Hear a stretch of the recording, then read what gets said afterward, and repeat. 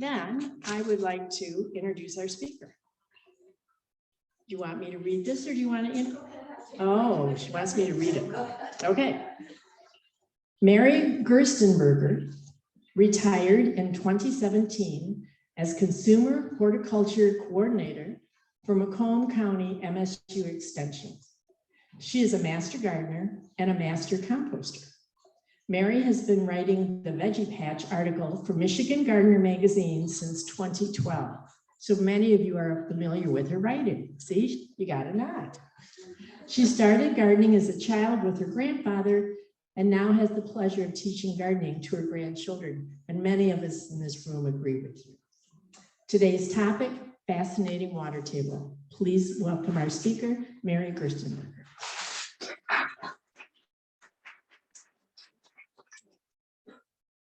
Well, I want to say it's a real pleasure to be here.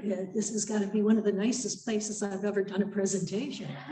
I might be a little discombobulated. My computer got hacked last night while I was working on this PowerPoint, and it kind of threw me into a tizzy.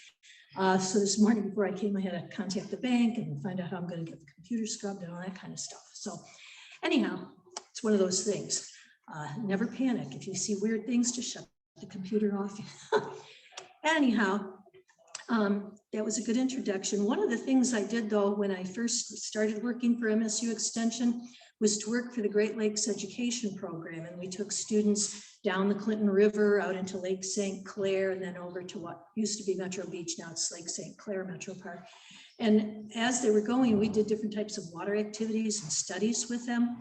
And you get a whole different perspective about the importance of our water as you're working on it and working with children, teaching them and looking at things as you go by. One of the things I noticed every trip was I could probably open a sports store with all the balls that floating down the river. I mean, tennis balls, basketballs, any ball that'll float going down that river. I've seen people dump refrigerators out under the bridge, tires along the side. Use the river like a garbage pit. It's really a sad situation. And that isn't just, the Clinton River. That is a problem we're having with all of our rivers, with all of our lakes. And this all is heading out towards the ocean as it decomposes and breaks down. So water issues are becoming bigger and bigger problems. So I am kind of a hands-on speaker. I will probably use volunteers if you don't mind being volunteered. It makes it easier if I say, can you do this and you do that? And we'll do a few activities. I'll move some of my things over to the other table in a minute. Well, let me see if I can share my screen. And I'm going to take my glasses off because it's easier this close. I really use them more for distance. So share screen. And there's the PowerPoint. And we're, oh, come on, move out of there. I need to find share. Okay, I want to slideshow. There we go. Slideshow from beginning. And I just called it water. What's going on? No, that's okay. I don't know how to turn on the thing. All you guys on Zoom are seeing the picture right now. We'll see if the rest of the folks here get it. Oh. How do you connect it to the, oh, it should be right on the side.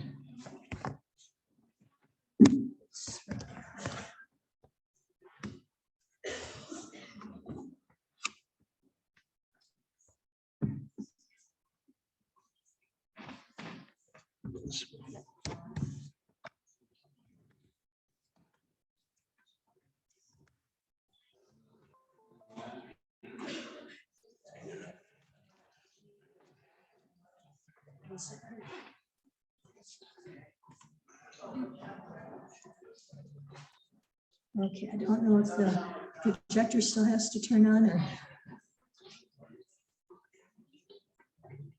No. While we're doing that, I'm not sure what time I need to be done by. So if you can kind of warn me maybe 10 minutes before we need to get out so I kind of wrap things up. An hour or more. Okay. Hey, be careful. Okay. I can talk a long time. Yeah. I see. Well, there's a lot to talk about, and you really can't fit it all into an hour when you start looking at so many different issues within our state, within the country, and in the world at large. And I'll probably touch on a few as I go along. There are some things I have not included that if you have questions on, I'll try to answer questions afterward. I know there are different issues that have come up over time as to whether they, create problems or, are causing pollution. And in some cases, it's a yes, no answer. So I left a few of those things out. If you ask a question and it touches on that, I'll fill you more with more information. So we're going to see if we can get that up. We will be talking about the water table, but we're going to talk about a lot more. We're going to put that kind of in a setting with water itself. So we're going to look over right from the start, how much water we got, where we're going with it. Let's see if you get your picture up.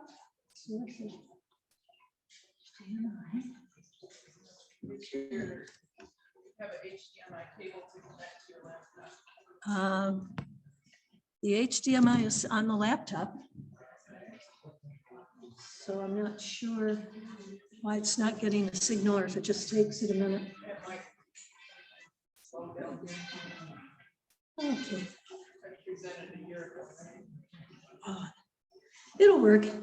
In the meantime, I'll just start talking about what I was going to talk about. My first few slides really are just kind of setting up the picture. It looks at water consumption across the globe. Back in 2006, the United Nations did a study of water use around the world and how much water each country was using per person per day. I'm going to step out so he can maybe fix this. Oh, you keep talking. I just don't want to be in your way.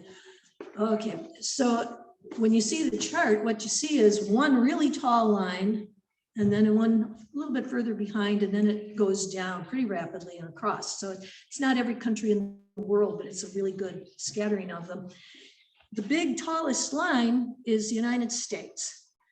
They figure, according to that in 2006, and it really hasn't changed much, we used about 152 gallons of water per person per day on average in the United States.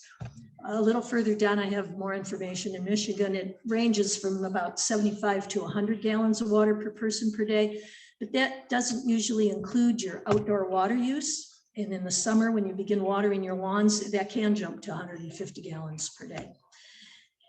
As we use more and more water, you have to remember our population has been growing.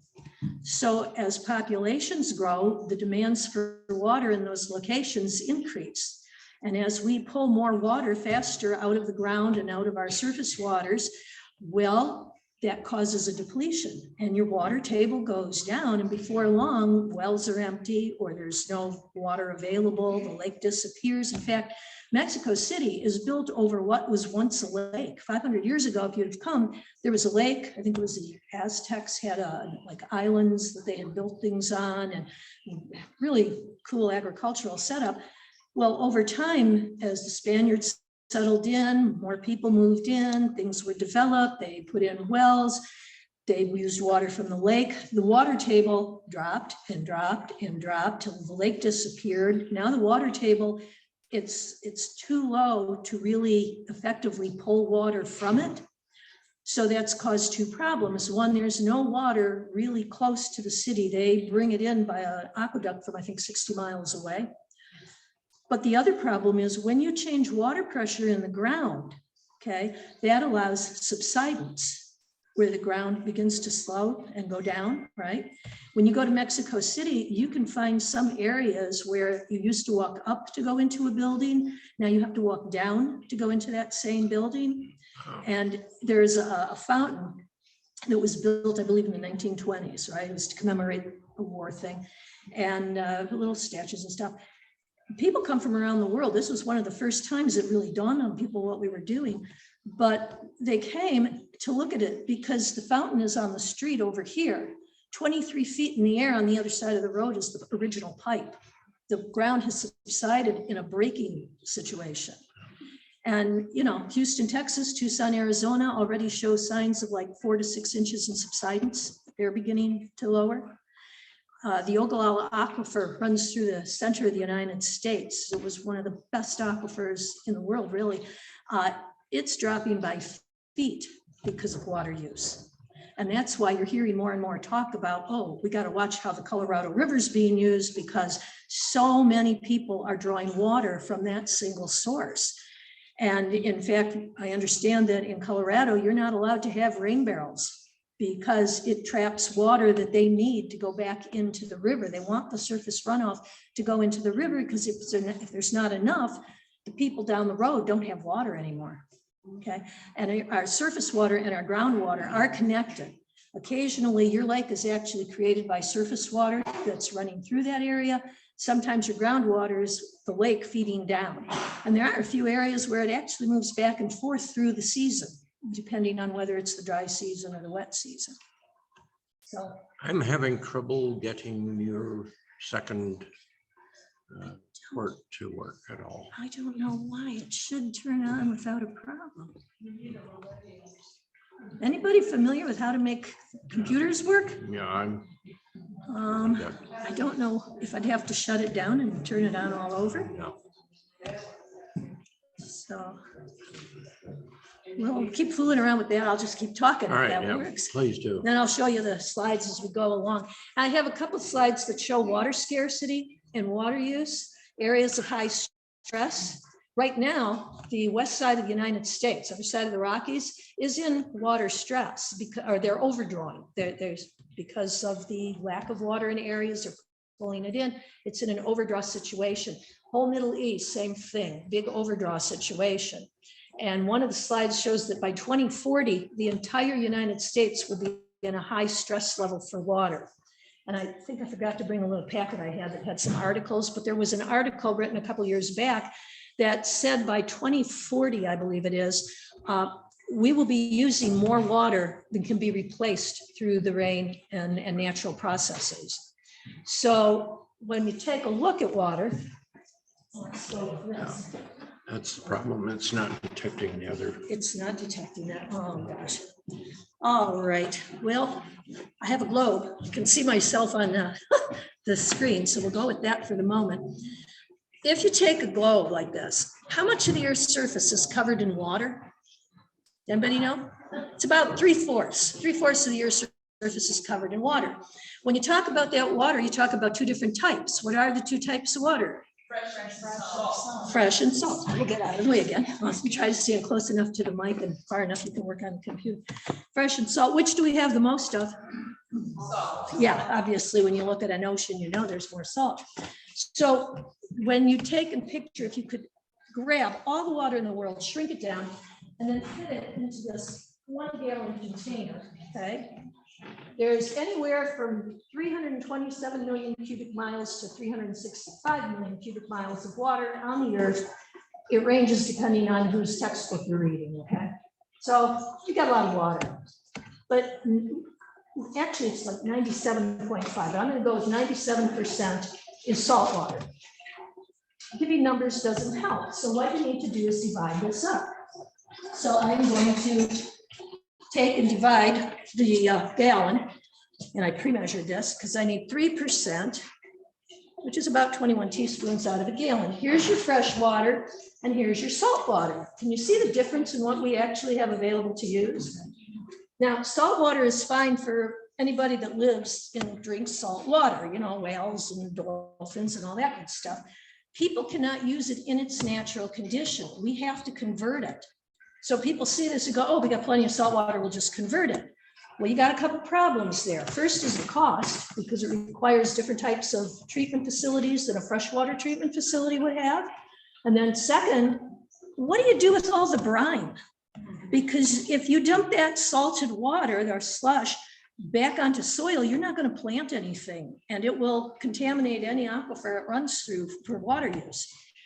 And if you dump it back into the ocean near where you're processing it, you're increasing the salinity, which is going to make it harder on that plant to clean, which increases your costs. So while we do have desalination plants in California, Florida, up in New England, it is not your best answer. Okay, it's a good answer, but not the best one you're going to get. So I'm gonna leave this over here for a moment. On the table. Could you speak louder, please? Okay. Carry that. Oh, good. I didn't know I could carry that. Okay, so this is where I'm gonna need a few helpers, like 4 people. Can I borrow the 4 people across the front here?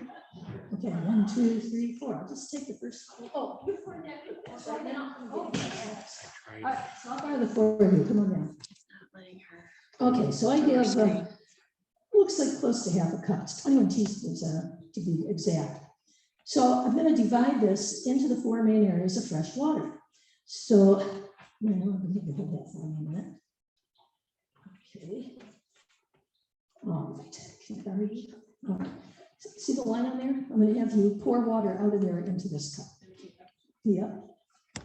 Okay. Now, I won't tell you what they are. I'll make a guess in a minute. Okay. And then I need to borrow, would you come and help me? I just need a little scoop. I don't want to fill it. That's about right. Only 1 quart. Okay. You're not steady. Okay. Would you want to come and help? I'll let you hold this. It's not totally filled, but so that you can see what you're holding. Just turn your face in. So I'll come over here. Can I borrow you? You need 1 drop. Can you just stick your finger in the cup and let it wet? Okay, and don't lose the drop. It's really important. Okay, there are 4 main areas of fresh water, okay? You've got the polar ice caps, you have groundwater, surface water, and atmospheric vapor. Now, based on how the cups are filled, what do you think the biggest cup is holding? Polar caps. That's frozen water during the North and South Pole, basically, right? In glaciers and frozen. We don't access it like that. And maybe where it melts, we can get it, but basically the frozen water is not available for us. So let's take the next biggest cup. What do you think that would be? Groundwater, surface water, or atmospheric vapor? Groundwater. Groundwater is actually our greatest source of fresh usable water. Okay.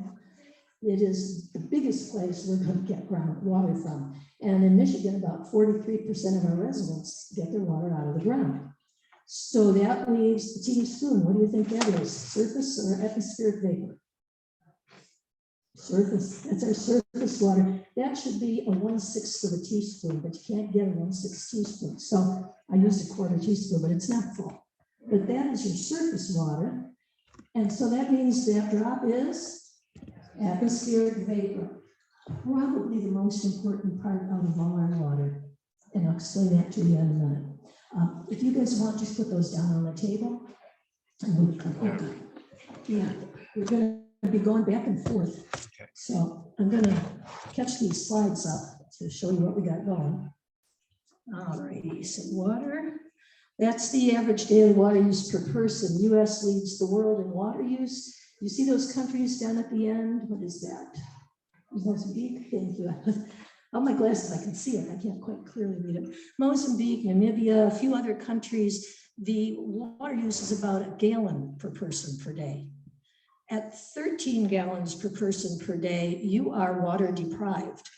Okay, that's the UN sets that as the lowest limit for healthy living. They've got 1. Now, I want you to also stop and think when you got up this morning, how far did you have to go to get your water? Instead, 10 feet, 20 feet, something like that. Understand that people living in some areas, if they do have plumbing works, they may get it every other day because they have to try to equally distribute the water around the community. People who live in very back areas, country areas, undeveloped areas, some of them have to walk with, you've seen pictures of the ladies with the buckets on their head and they're going to get their water. Can you imagine having your kids go down to get water where the river is infested with alligators, crocodiles, or hippopotamus? It's not an easy thing. It's dangerous in some areas. It's polluted and it's a problem. It creates a lot of disease and kills a lot of people because of the problems they have with their water. So that's the water scarcity map, and it kind of shows you where we're exploiting the water, taking it out faster than we can really return it. And this shows where they figure the highest water stress levels will be. We're in the high parts of Europe and all along Mediterranean, Middle East are going to be an extremely high. They say that more wars will be fought over water in the future than over anything. And it is true. I mean, stop and think of American history. Didn't we have a lot of wars on the open plains when there were droughts between the farmers and the cattlemen as to who controlled the water? And that can happen again on a global scale. And so this shows the US domestic water use. So we're at about 76 to 100 gallons per person, depending where you live, what you're doing. Look at Idaho and Utah. They're 151 to 200 gallons per person per day. I'm not sure what they're doing out there, but I'm going to find out. But those areas are really important. We have to think about how are we using this water? What can we do to change the way? And people like to blame it on agriculture, but technically agriculture is not the biggest problem. So 3/4 of the earth is covered in water, 97.5 salt, 2.5 fresh.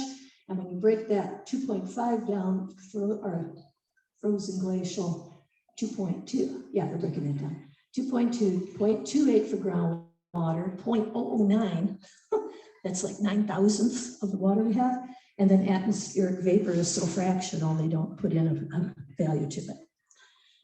So remember how I said that one drop of water they were holding was the probably the most important?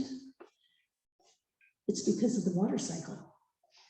If we didn't have a water cycle, think about it, our water would fall, drain to its lowest spot, and stop.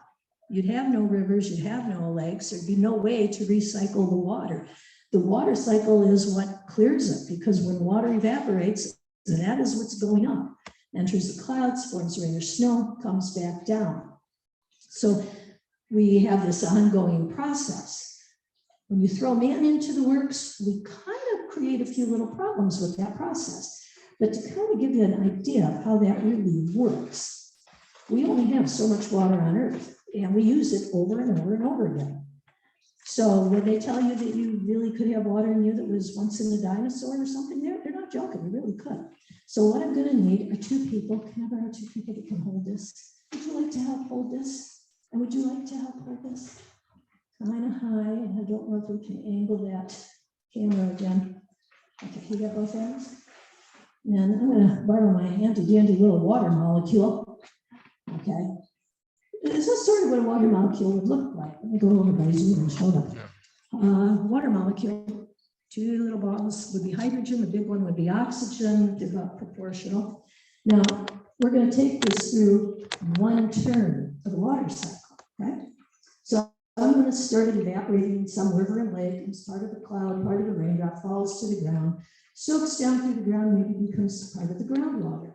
It could travel for miles through the ground, take days or years or centuries, but at some point they could pop out in a lake somewhere.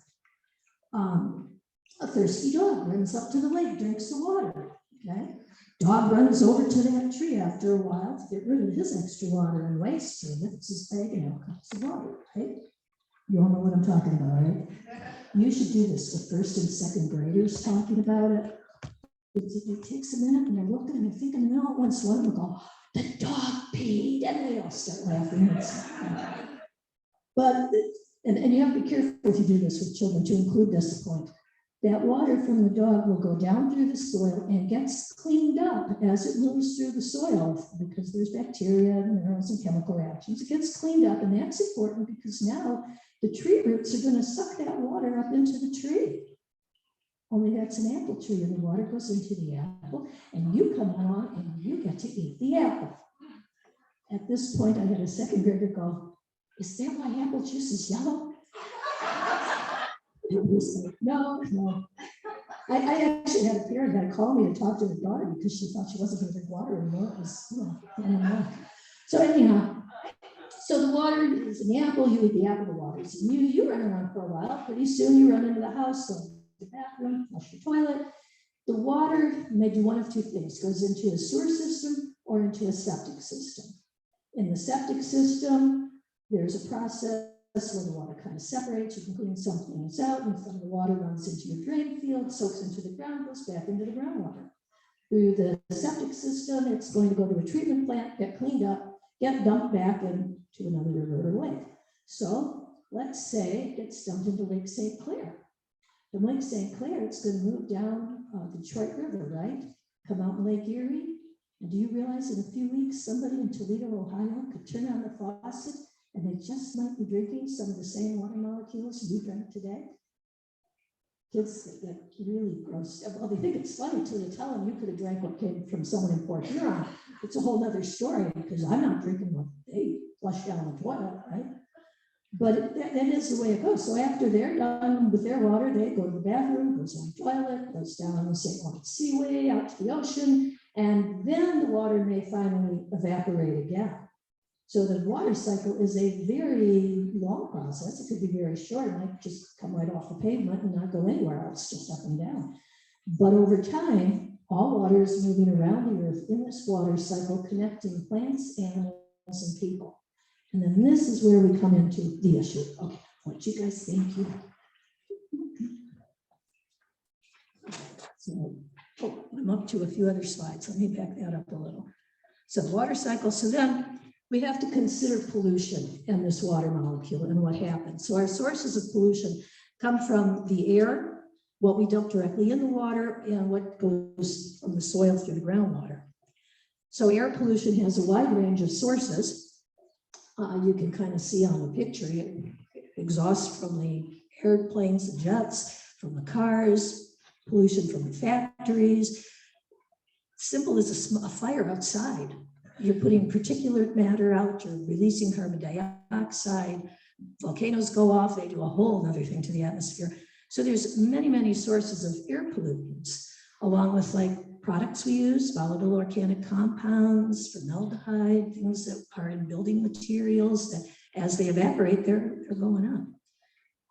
And then of course, we have litter that people just dump and collects in a lot of unique places like our beaches or the ocean. And that's all surface stuff. Stormwater runoff, when it comes down, anything you throw on a street goes down that storm drain. That's why I usually get very frustrated when I stop at a light and I see a bazillion cigarette butts along the curb. If somebody wants to smoke, I don't have a problem, that's their business. I do have a problem when they throw it out into the environment because all the nicotine, the toxins that those filters hold, plus bacterial issues for gardeners from tobacco mosaic virus, those things are now being shared with everybody else. And I really don't want to drink the nicotine that was dissolved out of that cigarette filter and find it in my drinking water. So those are some of the things there. Pharmaceuticals. This was a picture of a fish in one of the National Geographic magazines that kind of explained what they found in a fish out of Lake Michigan. Okay. Over by the Chicago area, because so many pharmaceuticals were being flushed down the toilets and fish were living in that water, and in the residue from those pharmaceuticals, they ingested them, it became part of the fish. You can't fry it out. I had a kid ask, well, can't we just cook it? It's like, no, that kills bacteria. It doesn't change the chemical composition of what's already in the meat. So these are a lot of happy ones because a good part of that's antidepressants. So they got happy fish down there. Yeah, I know. Really great. And then phosphorus. This is more of an effect from us as gardeners and, well, people who own homes and know nothing about gardening, and just every year, because Scott's told me to, I got to fertilize that lawn. And they really don't need it, so they're wasting a ton of money. But fertilizer, as it gets washed down the storm drains or runs off into our rivers and lakes, adds too much phosphorus, which leads to algae overgrowth, which leads to decomposition problem where oxygen is robbed from the water, which leads to fish kills, which leads to more decomposition in the water and eventually kills a lake. Lake Erie was nearly to that point back in the 60s before they made the environmental changes. In fact, the Cuyahoga River would light on fire. So much oil and gas and stuff was run off on that they had a time where for 3 days there was a fire on the surface of that river. So it doesn't matter if you dump things down a storm drain or leave your grass out on a street or don't take care of what chemicals you're using. You do need to watch how that's working and how that can affect your water. Then you get to your groundwater. We still do have a lot of dig and dump trash pits and landfills in the area in Michigan and in other spots. Basically, you dig a big hole, you dump all your garbage and you cover it up and it's supposed to go away. And, a few hundred years ago when cities had to get rid of their trash, that's what they did. They dug big pits far outside the city, downstream, so they didn't get it in their water, but the next guy might. But the products were more natural. You didn't have the same chemicals that don't break down, or when they do, there's something worse than what they started as. Diazinon. When it breaks down, the two chemicals are worse than the diazinon was, and the residue is still out there. And we can still make that product so it can be used in an emergency situation, but we can also ship it to countries that go ahead and use it because they have no environmental laws regarding it. So lots of complicated issues. So the dig and dump pits and the old time landfills create a leachate. As the rain goes through, it pulls those chemicals and carries them down into your groundwater. Septic systems that are not properly maintained are a real problem. We had my former boss, she's retiring too. She was the natural resource public policy, Terry Gibb, if you know her.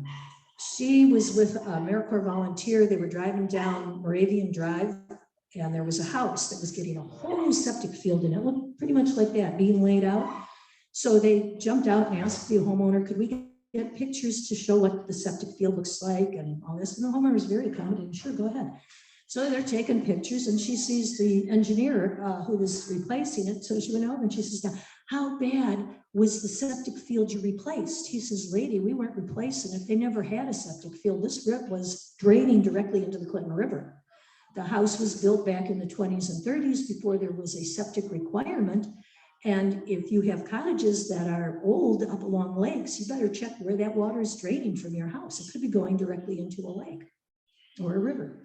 So these, failing septic systems or improperly built ones. I got another story. A friend at church bought a house over in Harrison Township, right off the Clinton River, off the edge there. And it was winter, ground's frozen. They were told, yeah, it's got a septic system. There is a sewer line, but we didn't want to connect, but the septic's fine.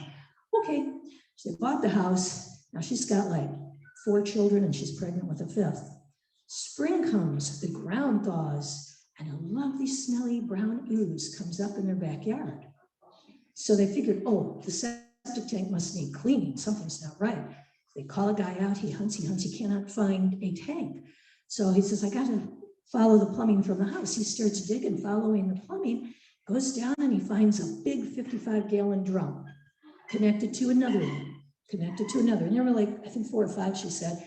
And then it went directly into the river. Well, over time, the drums were all filled with garbage and it was going directly into the river. So they then got stuck with a $10,000 or $12,000 bill to connect to the sewer line. So you really have to investigate these things. There are laws that are being passed in Michigan. Macomb County has a point of sale. You can't sell the house till you get an inspection. The state is looking at creating some septic guidelines too right now. Abandoned wells, over 1 million. I can't even picture 1 million abandoned wells in Michigan. Maybe I can. Where I grew up on 12 Mile, there were 5-acre strip farms or 7-acre strip farms. And in the back of the neighbor's field was a pipe, a pump, and we could go out, which we got in a lot of trouble for doing, and pump water. We thought that was so cool. You could pump the pump and get water out of this thing. It was a well. Well, they came in to build apartment houses back there, and the pump had disappeared, and they just built the houses. So I have no idea if that well is actually built over, or if it was properly closed, or if the people even knew it was there when they constructed it. But as these abandoned wells begin to deteriorate, they are a direct route for pollution that will be absorbed toward the well. Water looks for its easiest flow path. It'll go toward that well, go right down and discharge into your groundwater. So farmers have to be careful where they place their pesticide containers. There's all kinds of things you have to watch out for. And then another couple of things. Let me see. I want to see something. Yeah, we'll talk about overuse in a second. I'm going to show you how this works to really get the point across. So we're going to borrow this little water molecule again, and we're going to start adding little paper clips to it. I'm going to have to put this in here. Stay. I don't think I have it in quite right. Let me grab my paper.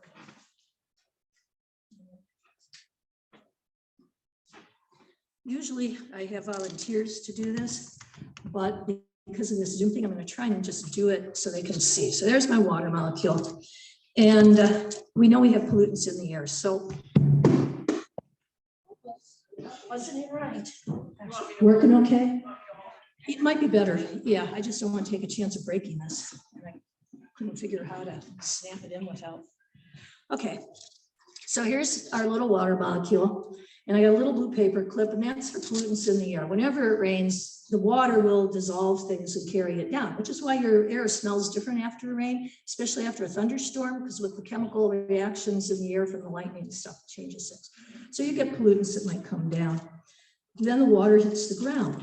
So maybe it picks up, the green paper clip will be for fertilizer. Okay, we just fertilized, didn't pay attention to when it was going to rain, so now half my fertilizer just got washed off the street. And I'll take a little orangey colored paper clip, and this will be for litter, because when you throw paper out, there's heavy metals in some of those papers, and they will dissolve with the water over time and be carried out your storm drain into your surface water maybe, or even carried down into the ground. So I've got a brown paper clip for water in the ground. Now, water naturally dissolves salts and minerals in our soil and will naturally carry that to the rivers and lakes and out to the ocean, which is why your oceans are salty, and they will continue to get saltier. They will also continue to get more and more polluted, not just from the boats crossing, dumping stuff, or the people who use it as a dump for their landfill and haul their trash by the barge out to dump, but also from anything we do inland that carries down our rivers and lakes and feeds eventually into the ocean. So natural things in the ground, but then I'll use this little white paper clip for leachate that came out of landfills and got absorbed. But what goes down will come up. So now we get to our river or lake. Let's go Lake St. Clair. And there might be gas or oil from the boats or the cars or whatever. There's litter that could be dissolving in there, or maybe somebody poured their Pepsi into the water because they didn't want to drink it, it got too warm. And then the pink one is for toxic waste, different types of things, not just things that might dump from a chemical factory, but say antifreeze that washed out to sea or out to the lake. Antifreeze is very toxic. Okay, and they get oil that destroys surface tension, which can cause little tiny insects and bugs that require that to drown. And so it affects your food chain. So you've got those things going on. Now, if this is Lake St. Clair's water, would you scoop up a glass and just start drinking it? No, we know better, right? We send it to a water treatment plant, they clean it up as best they can, and we drink it, and they check the chemicals to make sure that whatever amount you're going to consume is going to be below a certain level. Now, to my knowledge, there have been no long-term studies of what constant exposure to particular chemicals in your water could actually end up doing to your body. If it accumulates, if you just urinate it out, what can happen? So that is something to think about, because there's lots of pesticides and fertilizer residues in our water. Okay, but now wait a minute, this is the lake, and we're going fishing in the lake. So these little animals, think about it, the little bug is growing using this water, and a little fish eats a bunch of those little bugs, and pollutants can accumulate in its flesh. But a big fish is going to eat a whole lot of those little fish, which means more can accumulate in that big fish. And then we come along to catch the biggest fish in the lake so we can eat it. And you know what happens? That goes into us. And then we have issues to think about. So the Michigan Health Department actually does put out a warning, a Michigan Fish Advisory, that will tell you, based on the watershed you're in and the particular piece of that watershed, which fish are safe to eat, which should be thrown back, which you should never eat, which you can have every day. It all depends on the fish and the location and the pollutants that are in there. Okay. So, yeah, that's good. How do you do that? Oh, shut. Okay, it's tight fit there. All right. So the one nice thing is nature helps us out, because as the water evaporates, these things are still, left behind for us to figure out what we're going to do with and how we can clean it up, or how we can quit creating the mess in the first place and give nature maybe a little time to heal things. All right. So now those are some of the pollution problems. I'm also going to show you some of the overuse problems. So overuse and drought, that's Lake Mead, okay? It's formed, I think, behind the Hoover Dam. Anyhow, at its height, it should look like the picture on the left. The picture on the right was taken, I think, last year. I can't remember now. But the picture on the right is the problem now, because we've had a 23-year drought in that area. Now, we did have some huge heavy rainstorms that have brought the water level up a few feet, I believe. but it is not even nearly what it was. At that point, it was at its lowest, I believe that was ever recorded, which was back in 27. It's like the water table is like 4 feet lower than it was at that point because of the extended drought. So this is a problem because a lot of people are drawing water from Lake Mead. So as they have less water to drink or there's more people pulling, think what's going to happen. Okay. And then of course there's groundwater drawdown. If you have a well and you begin to pull water out of that well, it does the same thing you might have noticed with a straw. If you've ever had like a milkshake and you suck really hard up the straw, right around the edge of the straw, you'll see I'm going to try and get back in the picture here. You'll see the water or the milkshake go down just a touch right around the straw. That's called a cone of depression. So as a well begins to pull water out of the ground, it creates the cone of depression. The harder and faster and bigger that well, the more water it can draw, the larger the cone of depression becomes. Now, in some areas, that can lead your river or your lake to begin to drop. Your water tables begin to drop. People on wells can lose their well. People that depend on a tourist industry for fishing and boating now run into problems because they don't have the water that they used to continue their activities. So groundwater drawdown is a real problem. So I think, let me see what this next slide is. Okay, we'll talk about solutions later. I'm going to show you what happens using this groundwater model. So I don't know if you can get this to look at the groundwater model or put it on a chair in front so I can see it, but I will show you this. Now, to understand how the groundwater model works, there's like a green layer up here at the top. That would be what you usually call, let me take the microphone. Got it in and now I gotta take it out. Okay. All right, so there's this a green pad, very narrow one. That's what usually you call your living soil. That's when as you dig down and find ants and earthworms and bugs and stuff, and it can go pretty deep because your tree roots will still be in there. But eventually you get past the living soil into your substrate soils, okay, different types of rock layers or even bedrock. And there's a change in things. Now, your water table is defined as the highest level to which water rises in the ground. And from that point down, you have groundwater. Water in the soil but above the actual water table is still considered surface water because it can evaporate, it can be transpired up through the trees, okay? So there's other ways it moves. Now, the way this is set up, we have what are called unconfined aquifers, meaning water can easily soak into and be taken out of these areas here without a problem. But then I have a layer called an aquitard. It's like a really heavy clay. Clay is a very impervious material when it's really fine and thick. So as the water soaks and hits a clay layer, it's going to look for a different way to go. It won't go through it, it'll go across it and then look for another way out or down. So that could be clay, it could be a piece of slate, an area of bedrock that formed.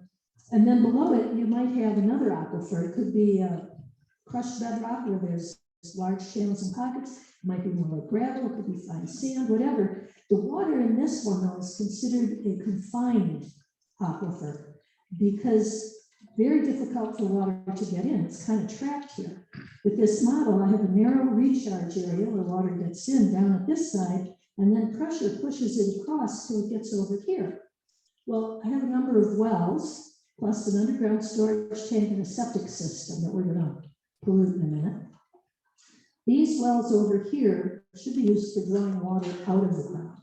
We're going to show what happens when you abandon it and something goes down it. The wells at the very end, there's two of them. These are artesian, I couldn't think of the word for a minute. Haven't used it in a while. Artesian wells. Basically, water will be pushed out of the ground through an artesian well. There's enough pressure and it pushes upward and out. So if I were to block this, the water would keep going up that pipe because of pressure. And then here's my lake, here's a stream. We're going to watch how all this moves. This is the water cycle. My tank is divided. About 3/4 of the surface of my tank is water, and 1/4 would be the land. And the water cycle is taking the water up and raining it down. Part of it's falling back into the tank, and part of it's going across here as surface water and going down as groundwater. So now, kind of our again. We're going to take and pollute. Well, I'll give you a choice. You can pollute or you can hold the mic. All right. So we're gonna have you open the dye here. It's food coloring. We use food coloring because it's non-toxic and biodegradable. Turns everything really pink, but okay, so we're gonna get a little bit of dye. Okay, I'll just put that down, maybe put the cap on. Now, remember, if you push too hard, too fast, it'll squirt everything right back at you. So very gently, we're gonna put that all the way down. And we're just gonna put a little, I'm gonna come around the other side, get it down, and then put a gentle squeeze. We're gonna see pollution come out down here at the bottom in a second. Can you see it? Starting to form? Okay, I'm gonna let you pull it out and put it down the next well. I'll put a little more in there. Not one more over. Oh, no, that is, Okay. sorry, you're good. Okay, good. Yeah, okay. Yeah, no way. Yeah. And then I think we'll get a little more dye. And with the last well. Okay, oh, yeah, back there. Behind it again. There we go. So can you see it moving? Now, a lot of people seem to think if you dump something down a well, it just sits down at the bottom. And that's not how it works.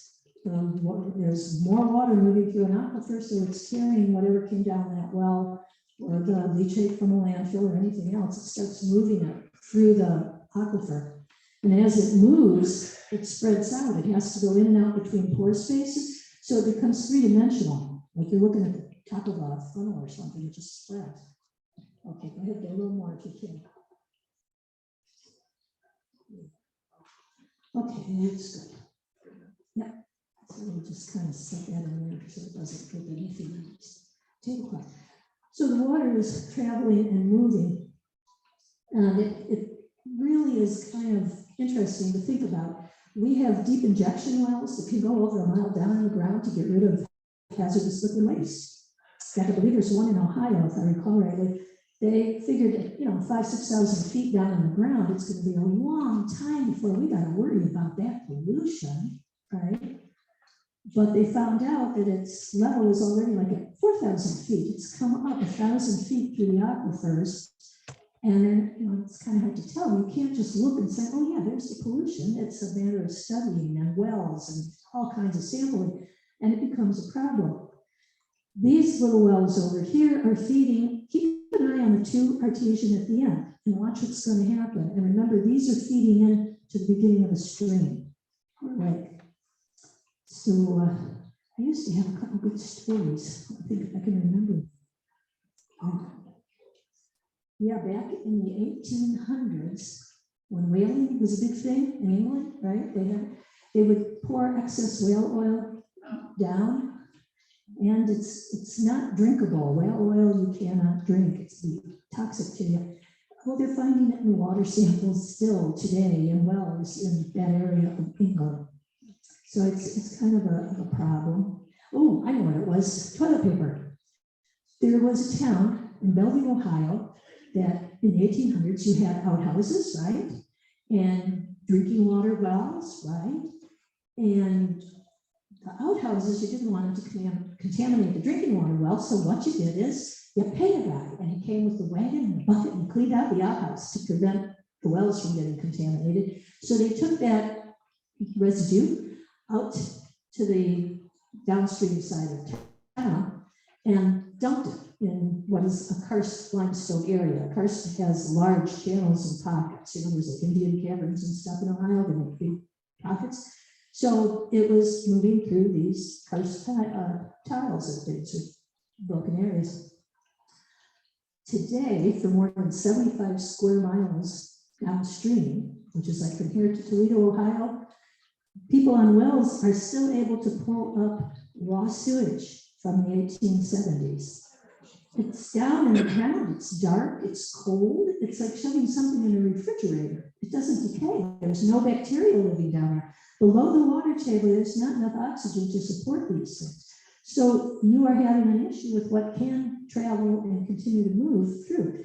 Here's my one aquifer here. This one will start, it's a little lighter though, it's hard to see in the darker area, but you can kind of see the well has gone up, it's feeding into the stream. All of this is running into my ocean in the back. So I'll try to tilt this a little later when we do it. Let me get some more and we'll use an underground storage tank to help kind of understand why they've changed some of the rules about the tanks that go in the ground. Yeah, just get a little bit of water. Yeah, but just a teeny bit. Yeah. Maybe a little.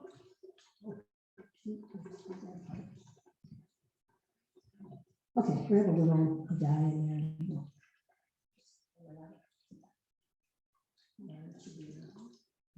Okay, so it's not as easy to remediate the soil and get all the chemicals and things out of it once they're in it, so it's better not to have it happen. So now that's a septic system, and here's the underground. So do this one on this one first. Yeah. We'll do that again too in a second. But try and get a good pile. So the underground storage tank normally should hold all this and just let it back up on her, but it's not. There's a break in the tank, and the pollutants, the gas or the oil, is now draining down into the soil below that area, and it will begin to move into the surface water and the groundwater. And then if someone wants to build something in the area where this tank was, they're going to have to go through a remediation process to clean that all up. So to help some of our gas stations, they made a law. The tanks we now have are like double lined with monitors. So if they leak, you find out right away. So you don't have that same problem. Because think if you were the owner and your gas was soaking down into the ground, you know, the prices are going to go up. So that becomes a problem. And then the septic system. Anybody here have a septic system? Two people, okay. Do you guys know how a septic system actually works? Most people do, yeah. It's like, for those who aren't familiar with me, you got a big tank buried in the ground. Sometimes usually it's got a partition. These are the older style, they make newer ones now too. The water comes out of your home, begins to fill one chamber, overflows into the second chamber. While it's doing that, heavy sediments begin to settle out. And then as it gets back up to the top of the second chamber, the gray water, which is kind of just the dirty water without all that heavy sediment, goes through your drain field and soaks through the ground. Okay. If you misuse your septic system, put chemicals down there that are bad, it can kill the bacteria that helps eat up and affects the way the water is going out into your drain field and what's going out there. So you have to, periodically clean that out. Because if you don't, you can mess up your drain field for one thing, which is going to cost you a hefty price tag. And for another, you're going to end up polluting a whole lot of things in the ground and elsewhere. So you can kind of see these are feeding directly into the bottom of the stream. This guy finally found a break that he could come up and get out. So he's sending this artesian spring water out here. And our septic system, we got to put the water in so you can see that, do that. Yeah, put a little more water in there. And see if there's enough color. Just push it in the septic and see if let's see if that'll shoot out some of the dye. You can kind of see a drain field here. See how it's beginning to leak? And if you watch it, you'll eventually see it come over into our lake. So these are all the different ways pollutants can get in there. Now, the water table was part of the talk. Well, pollutants get below the water table as well as above, and we've seen kind of how it does it. But there's the two issues on conservation of our water. And if you just watch the lake, I'd start to take out more than that model can put in. That lake's gone. So that's what's happening here and elsewhere. So now, sorry, thank you, Madam. So now think about it. We've got, let's try to get back in line with the thing here. We've got the 5 Great Lakes. They are 95% of the fresh surface water of the United States, 20% of the entire world. And so we get a call from Arizona, let's say, or Iowa, or someplace. And they say, look, we're getting low on water. We want to put in a tunnel or a pipe, and we want to bring the water from the Great Lakes. We'll pay for your water. Will you send it to us? What do you say to them? And everybody says, no, stop and think about this. First of all, you may have relatives down there. You're going to say, no, Grandma, go down with her. So I'm not sending you water. Okay. The second thing is they're growing food there. The big food crops, you know, corn, wheat, all the really important food crops that sustain a good part of the world. And you're going to say, you can't have water. So they can't grow the crops the way they did. How much are you going to pay for your groceries when you go to the store? What's your bread going to cost? What's your milk going to cost? Because cows don't have enough to eat or drink. This isn't a yes-no solution here. This is an everybody has to pitch in, or we are bound for very, very serious problems, possibly still in our own lifetimes. I'm finally getting up there, but you know, I got grandchildren. What am I leaving them with? What are we doing to our country, our communities, to our world? Because we are global now. Now, they talked a lot at one time that, oh, it's the freighters crossing the Great Lakes that are stealing our water when the water levels go down. I've heard people go, oh, they're doing all this nonsense. No, they're not. You could let every freighter that crosses the Great Lakes fill up their entire ballast and cargo hold with water. It would not drop the levels in the 5 lakes more than 1 inch. Okay, that isn't the problem. The problem comes where you end up with no ice cover on the lakes in the winter. I had a guy from the Army Corps of Engineers tell me that the rate of evaporation off the 5 Great Lakes in a day is equal to the flow of water over Niagara Falls in a day. But you're looking at miles and miles, hundreds of miles of surface area that allows it to evaporate. The ice keeps it there. It doesn't evaporate as quickly. It can sublimate from the ice, but it's not going to have the same amount of evaporation. In the summer, we've got evaporation, and we affect our water tables because of our runoff. Where it used to be that water would hit the ground, soak in, and recharge your groundwater, stop and think about the roof of your house, the parking lots, the cement driveways and sidewalks, all the construction that has impervious surface that channels the water directly into our rivers and lakes to directly run out in a very short period of time instead of recharging and slowly releasing to maintain the water levels. So that water table is pretty important. When it drops, it's a warning sign we've got problems coming because it's going to affect your rivers, it's going to affect your lakes, it's going to affect somebody's well. It's going to be an issue. Okay? So the solutions then, I can go back to this. Thank you for holding me out. You're so good. I put you through a lot today. I'm sorry. And all you Zoom people at home, I am sorry if I couldn't get you to see this. So we're going to turn to the next page. I'm just going to click that. Some of the solutions. For water conservation, you know, if your house has a leaky faucet, fix it. You lose hundreds of gallons of water from leaky faucets. It's unbelievable. Turn them off when they're not in use. I know people, we turn the water on, we brush our teeth, and we're up here and the water's just running down the drain. Turn it off while you're brushing. I know for some people it's hard because it takes like 20 minutes to get the hot water up the line, but learn to use cold water. There's overhead watering of lawns and gardens. As gardeners, that's one of the biggest things is if you can keep your water low to the ground, off the leaves, just close to the soil, not that big overhead sprayer for your lawn, you'll lose more water to evaporation than you're going to get in the ground of your grass on a really hot day. So, and check when is the best time to water in the early part of the day, not in the high heat of the day. Okay. Okay, and then a shower actually does save a lot more water than a bath. It's a huge difference. So look for water-saving appliances, water-saving devices to begin with. That's things you can do in your home and yard. To protect it, look for environmentally safe products. Many of our products are now labeled, you know, with certain symbols that say it's an environmentally safe product. A lot of them are not. Have you ever actually read the label on a container? The whole label, okay? I did a program for mothers of tots one day, and we were talking about the antibacterial wipes because, you know, moms of toddlers, we've got to keep it clean. We don't want bacteria to hurt our children. So we wipe the counter down with the antibacterial wipe and we walk away. Well, if you actually read the package, it will tell you, depending on which product, and I know this because I went through an entire row of antibacterial containers reading them one day to see what they said. It's a long time to do that.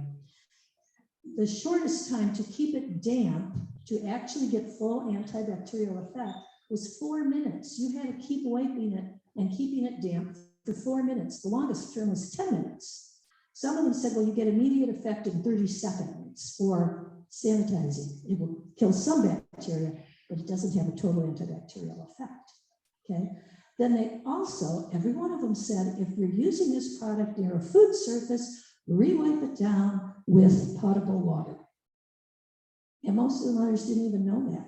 So these chemicals can get on the food if you don't re-clean it, and you can have problems. One of the chemicals they use is the trichloro something or another. It's try something, and there's several versions of it. Alcohol is not the same problem, but this particular chemical is, because they were saying the CDC was studying it. And while the antibacterial wipes were originally intended only for hospital use, you know, our businesses figure if the hospital will buy it, the people will too, we'll save them all. So they sold it to us. They show a cute commercial where they're cleaning the counter and then they're eating, and they never show there's more work to it. But the CDC says the residue, that whatever, can cause a problem with the development of the T helper cell in children. A T helper cell helps a child build their immunities. Okay? How many of you know a child who's got an allergy problem or an immunity problem? You know, think about it. What are we using, and have we really read the label?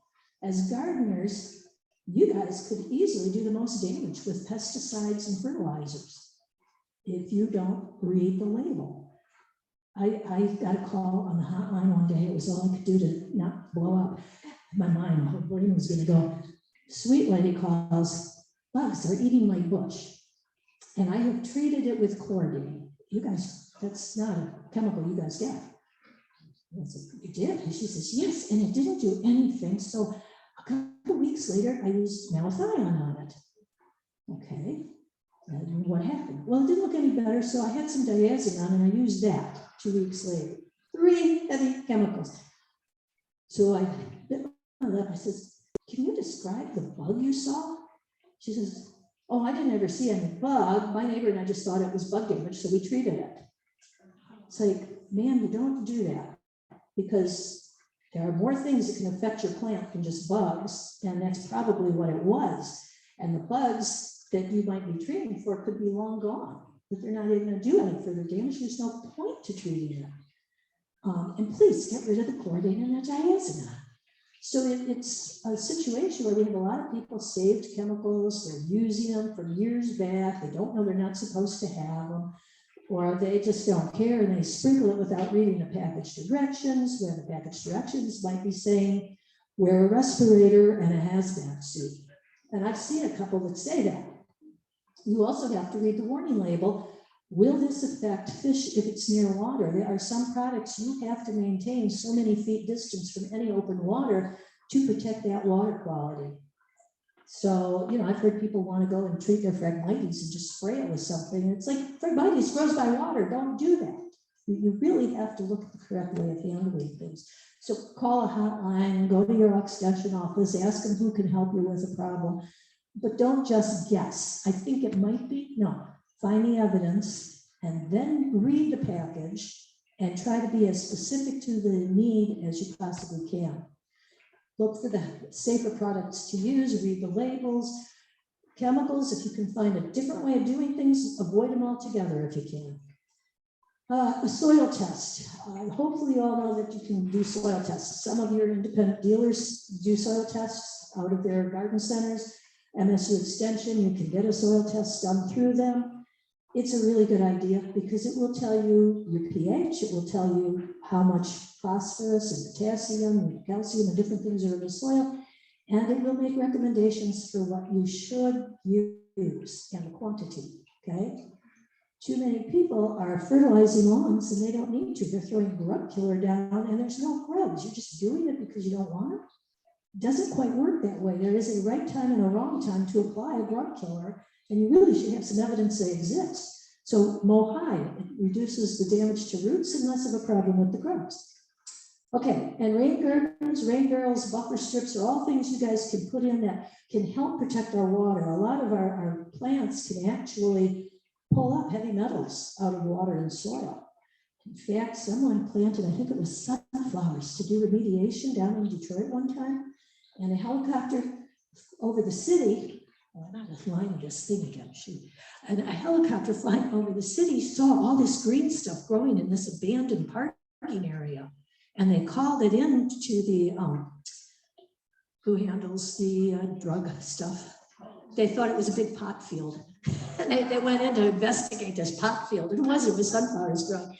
Because certain plants will pull certain chemicals up, and then you simply have to harvest the plants and find a safe way to dispose of them. Many chemicals can break down in the process of being absorbed by the plant and being decomposed afterward, and that can help in many ways. Rain barrels, depends where you live if you're allowed to use them, because they may have to protect open water sources. And then the rain gardens and buffer strips mostly to help with absorption or to prevent things rolling in, which would be good, because mentioning how we had traveled down the Clinton River years back, most of those yards had grass and a seawall, and anything, the wind blew it right into the water. So a buffer strip, if you've got a few tall plants there that can help catch debris, it will protect those waters and those lake areas. And if you've got too many geese, grow a buffer strip. They want the water, they can walk right down the grass and into the water. So plant some stuff that'll deter a few of the geese. Okay, and I think that, okay, why doesn't it want to go? I think I got one more slide, it says. Oh, remember, you're not just fertilizing your lawn. So I thought that was kind of a cute little picture to end with. Are there any questions? Did I talk too long? I'm so sorry if I did. Okay, the way in the back.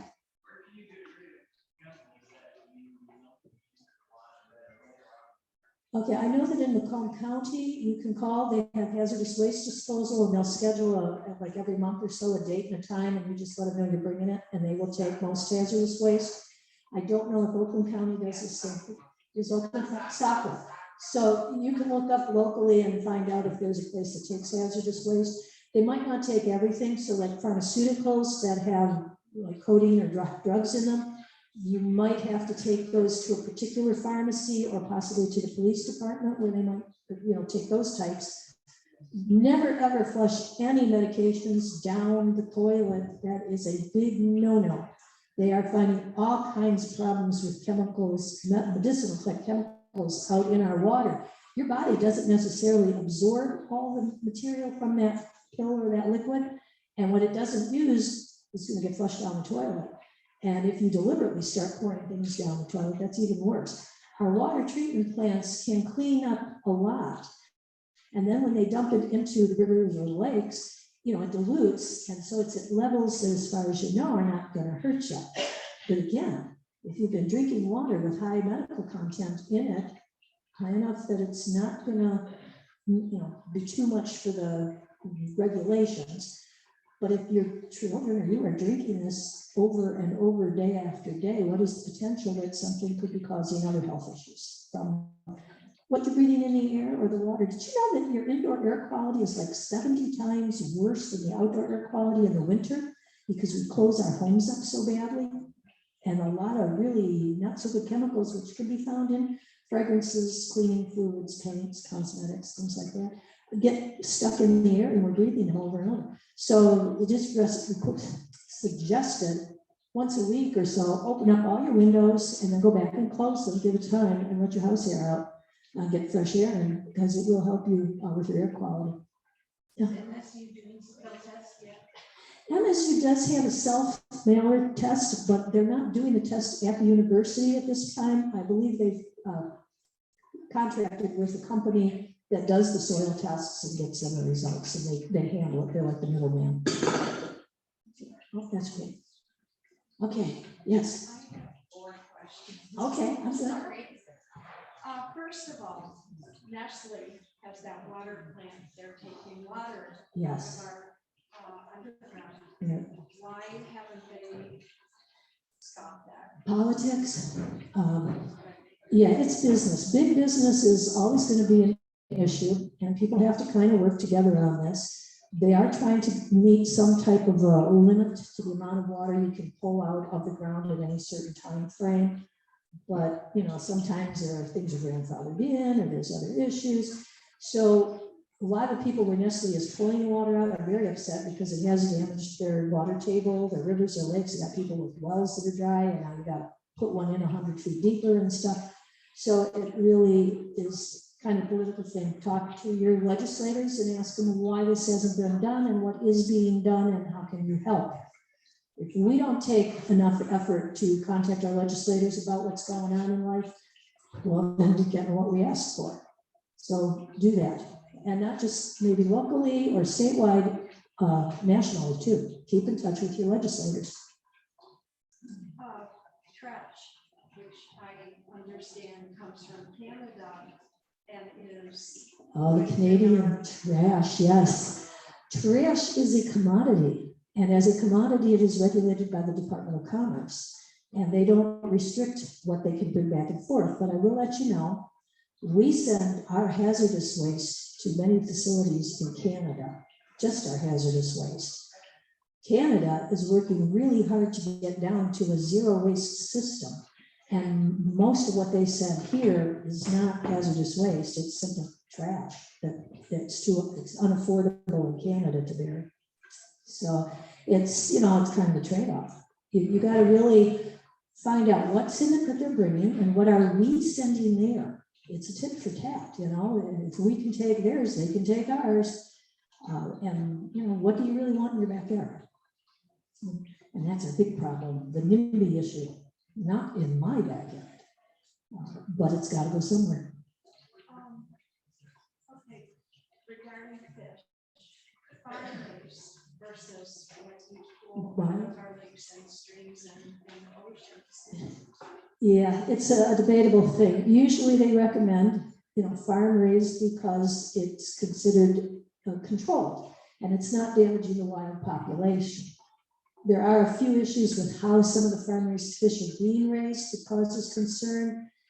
Most of the fish should be perfectly safe. You know, if you have a concern, check with Better Business, contact the DNR, see if anyone can tell you about your sources of fish if you have concerns from a farm raised fish. But the problems that come up with the farm raised fish, the Mississippi had a lot of fish farms.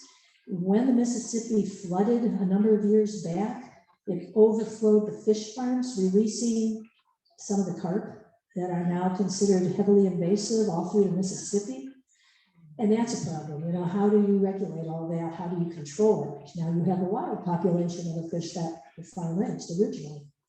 And then, of course, wild populations, if we prey too heavily upon them, it affects the food chain. You're killing a lot of plants and animals that depend on parts of the food chain, either to feed them so you don't end up with an overpopulation of something, or there's not enough and predators and you have a different type of overpopulation. So I can't say one is better than the other. My tendency is to, you know, kind of research the source, see if it's got a good reputation as a company. Yeah. Do you ever state had like political kind, like not political, say our mayor's office or whatever, because they're putting in these giant parking lots. There's no way they're ever full, ever, not even at the holidays, especially now. A lot of people don't even go shopping. Yeah. They order online. Yeah, well, it's not so much that I mean, I could in my own community and they might listen because I live there. And if they wanted to invite a speaker and to try and talk and address it, you can get a lot of people. MSU's got plenty that could talk much more specifically on items. The big thing is for you to go yourself and ask and say, you know, I have a question on your parking lot. Is it a permeable parking lot? Are there areas where it's allowing water to drain? Is there a catch basin that's allowing the water to run off and soak through the ground? There are a lot of new ways that they're building things that you might not see, but they've actually built in. So talk to them. That's the best thing you can do is contact and say, I'm curious about this huge parking lot. Is there any water retention? Is it going to simply drain down a storm drain, whatever? Okay. You're welcome. Are we good? Mary, there is one comment from Oh, I walked away again. that is, somebody mentioned that, Missouri, some solar farms are being built next to farmland, areas prone to hail and break some solar panels, allowing the powder to come out into the groundwater. Adjacent farmers are expressing concern. Well, I'm always concerned when any kind of chemicals are being dumped or could be, entered into the water system. The only thing I can really do is contact the people who make the solar panels to ask why are they breaking in hail? What type of a replacement system do they have? How dangerous is that powder or whatever is in those solar panels? I don't work enough with solar panels per se to really know. They could be a cause for concern. I don't blame farmers for being concerned, but you need to go about it the right way. You can't just say, oh, they're doing this and it's ruining things. Find out if it really is. It's like fracking. I have a brother who's a chemical engineer.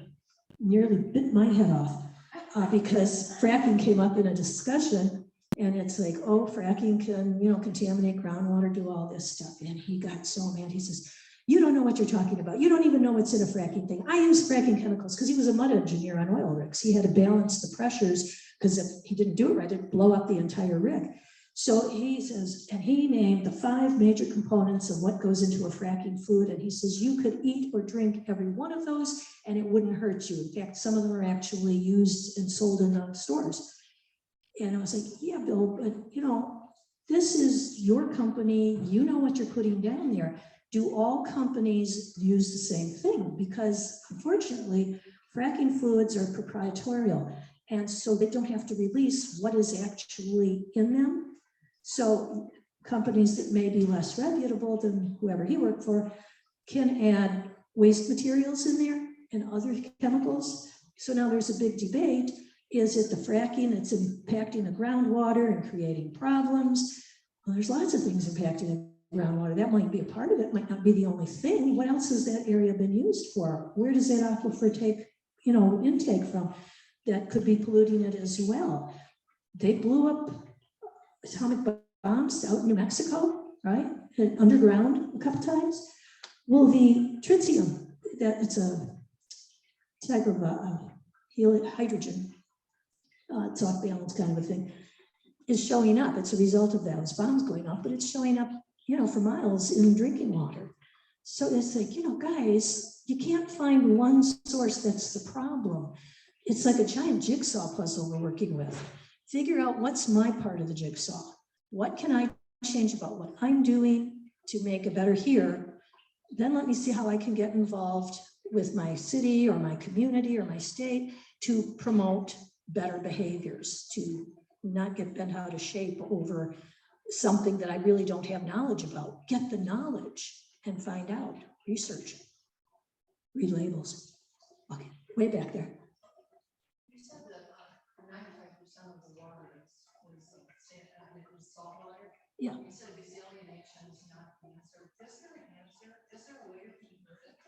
Oh, there is. You can convert salt water, and they can do it fairly effectively. The problem comes in the cost and the residue of saline solution. That brackish solution has to go someplace. So in fixing the problem of having more water, we've created a different problem of what do we do with all these salts and the slurry that comes off of these factories. So it's kind of a no-win situation, but it is an answer to getting more salt water. Now, in some cases, they can pull materials, minerals and things out of that slurry and use them in other ways, but there's still going to be a certain amount of waste, and it's how we deal with that.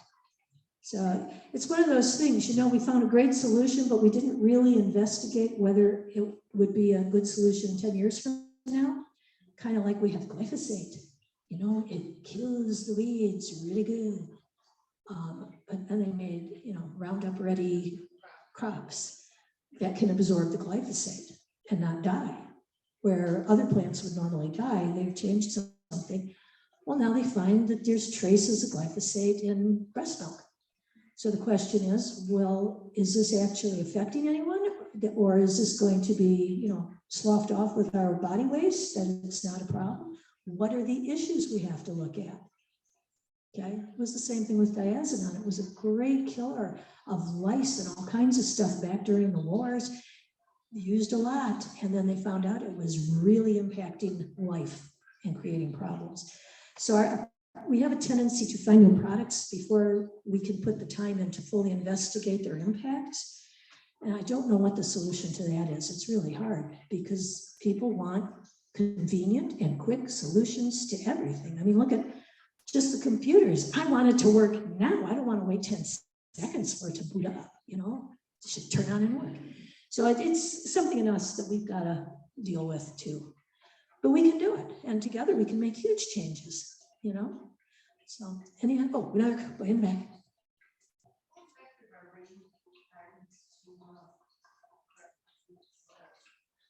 Rain gardens are pretty good. The type of plants in them can be more efficient to help like pull chemicals and stuff out.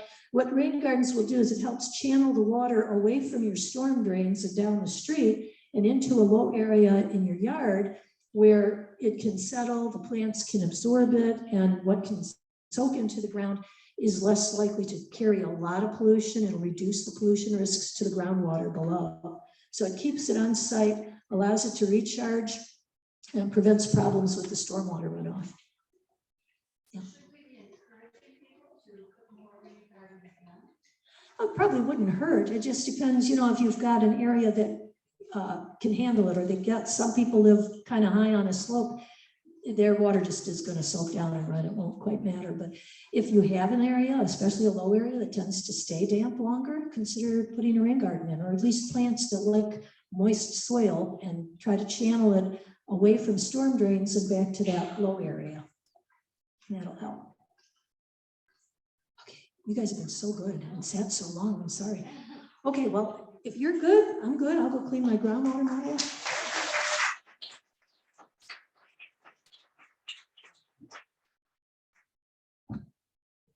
Okay. I don't know how you get this in here. Take a chance on laying it to you.